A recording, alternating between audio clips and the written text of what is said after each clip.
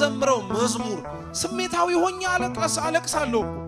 ቃሉ ነዶኝ እኮ ውስጤ ከዚች በኋላችን ነገር አላረግም ብዬ እምላለሁ፣ ገዘታለሁ፣ ደሞ መልሼ እዛው ገኝበታለሁ።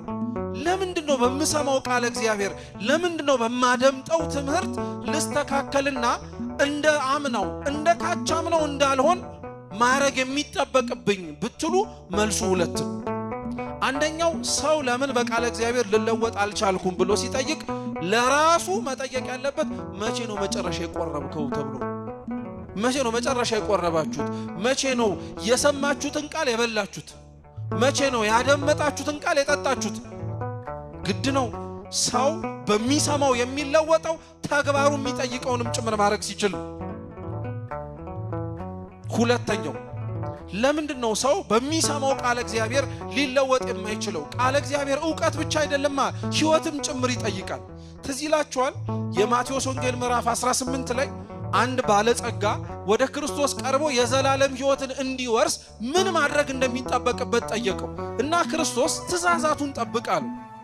አትግደል፣ አታመንዘር፣ አትስረቅ፣ በሐሰት አትመስክር፣ አባትህን እናትህን አክብር፣ የባልንጀራህን ቤት አትመኝ፣ ባልንጀራህንም እንደራስ አድርገህ ውደዳል። ባለጸጋው ይህን ከልጅነቴ ጀምሮ ፈጽሜዋለሁ አለው። የሰማውን ያዳመጠውን ኑሮው ተብሎ የተሰበከውን ኑሮት ነበር። ዛሬ ከኛ መካከል ይሄ ሁሉ መምህራን እየተለዋወጠ ይሄ ሁሉ ዘማሪያን እየመጣ እየተሰበክን ምኑ በሰማነው የተለወጥነው ነገር ይኖር ይሆን? ምኑ ባደመጥነው የተስተካከለ ነገር የመጣልን ይሆን? አብዛኞቻችን ባይባልም ክርስቲያኖች ለተወሰንን ሰዎች ቃል እግዚአብሔር የዕውቀት ጉዳይ ብቻ ሆኖብናል። በቃ ያላወቅነውን ለማወቅ አዲስ ምስጢርን ሰምተን እንዲህ እኮ ያውቃል እንዲህ እኮ ተረድተዋል ለመባል ብቻ የምንመላለስ ነን። እና ክርስቶስ ምን አለው? ይህንን ከልጅነቴ ጀምሮ አድርጌዋለሁ ሲለው አሁን መንግሥተ ሰማያት መግባት ትችላለህ አላለውም። የዘላለም ሕይወት መውረስን ትችላለህ ብሎም አላረጋገጠለትም። ምን አለው መሰላችሁ? ፍጹም ልትሆን ብትወድ ያለን ሁሉ ሽጠህ ተከተለኝ አለው። ራስህን ባዶ አርጋሉ። ቃል እግዚአብሔር ራስን ባዶ ማድረግ ይጠይቃል። ክርስቲያኖች የምንሰማውን ቃል እግዚአብሔር ሌላ ነገራችንን ደባልቀን አናዳምጠው።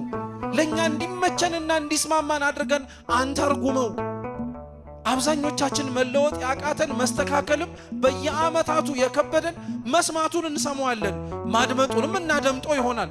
ነገር ግን አኗኗራችን ላይ ለኛ የተመቸንን እየመረጥን ለኛ ያልተስማማንን ደግሞ ይሄ ያን ያክል አያስፈልግም እያልን ለኛ የሚጠቅመንን ራሳችንን መከላከያ እያደረግን እኛን ሊያጠቃን የመጣውን ደግሞ በሚያነጻው በቃል እግዚአብሔር መልሰን እየተከላከልን